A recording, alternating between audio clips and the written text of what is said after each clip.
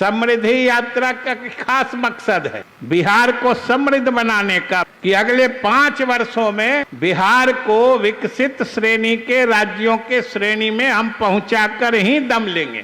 कुछ दिन चुनाव के समय में क्या हो रहा था, SIR हो रहा है, सारे लोगों का नाम काट देगा। किसका नाम कटा? अररिया। गफलत की सियासत करने वालों को भी बता दीजिए कि इस सूबे के अकलियत बिरादरी के लोग अब बेदार हो चुके हैं और अपने असली हसबखा को पहचानने लगे। मानी फलाहो बहबूद का काम करने वालों को पहचानिए और उनको ताकत दीजिए, जिससे अल्पसंख्यक समाज आगे बढ़ेगा। आपके जैसे जमात में इल्म की रोशनी फैलाते हैं, आपके बच्चे बच्चियां आज पढ़ लिख कर आगे बढ़ रही हैं, यही कौम का हितैषी सरकार होती है और हितैषी लीडर होता है। अफवाह फैलाने वाले, झूठ की सियासत करने वाले को सजा मिलनी चाहिए कि नहीं, वो तो अररिया के आवाम और खास तौर से अकलियत जमात के लोग को फैसला करना होगा। मुख्यमंत्री जी की जो बिहार के लोगों से वादा करते हैं उसको जब तक पूरा नहीं कर लेते हैं चैन से नहीं बैठते। अपने मुख्यमंत्री जी की शुरू से ये खासियत रही है कि जो बिहार के लोगों से वादा करते हैं उसको जब तक पूरा नहीं कर लेते हैं चैन से नहीं बैठते। आपको याद होगा कि लगभग साल भर पहले मुख्यमंत्री जी प्रगति यात्रा के क्रम में अररिया आए थे और अररिया के विकास के लिए कई प्रमुख योजनाओं के क्रियान्वयन की इन्होंने घोषणा की थी, जिसकी मांग इस जिले के लोग लंबे अरसे से कर रहे थे। और आज आपको जानकर खुशी होगी कि उन सभी योजनाओं के क्रियान्वयन के लिए आज उसका उद्घाटन या समापन करने के लिए मुख्यमंत्री जी आपके अररिया में फिर से एक बार आ गए। और आज आपके इस कार्यक्रम में आने से पहले जो प्रगति यात्रा में घोषित योजनाएं थी, लगभग 65 से भी अधिक योजनाएं, 500 करोड़ से भी अधिक की योजनाएं, उसका आज मुख्यमंत्री जी ने अभी 15-20 मिनट पहले उद्घाटन करके आप यहाँ के जनता के दरबार में हाजिरी लगा रहे हैं।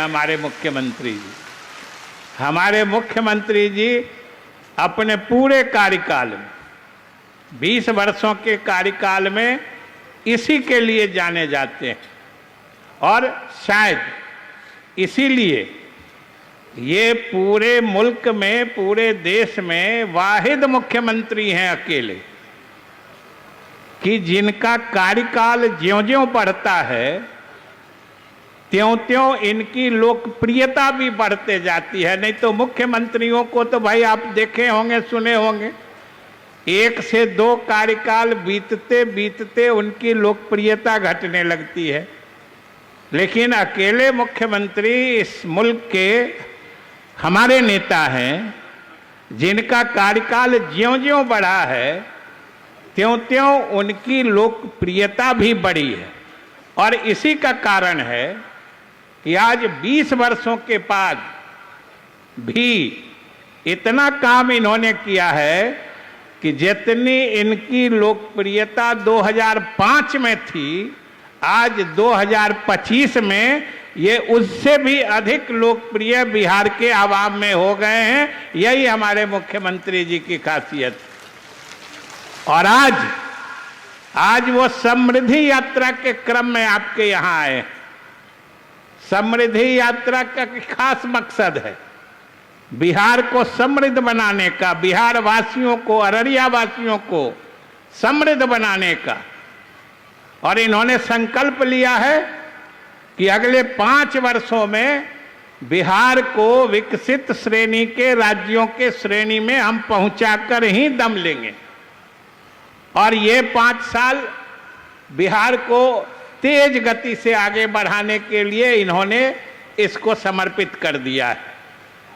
और मुझे पूरा विश्वास है कि आप लोगों का केवल बढ़ा हुआ समर्थन मिलता रहे और हम खास तौर से अपने अल्पसंख्यक भाइयों से निवेदन करना चाहते हैं कि भाई गफलत की सियासत तो बहुत लंबी चली, अब गफलत की सियासत को तो बाय बाय कह दीजिए और गफलत की सियासत करने वालों को भी बता दीजिए कि इस सूबे के अकलियत बिरादरी के लोग अब बेदार हो चुके हैं और अपने असली हसबखा को पहचानने लगे।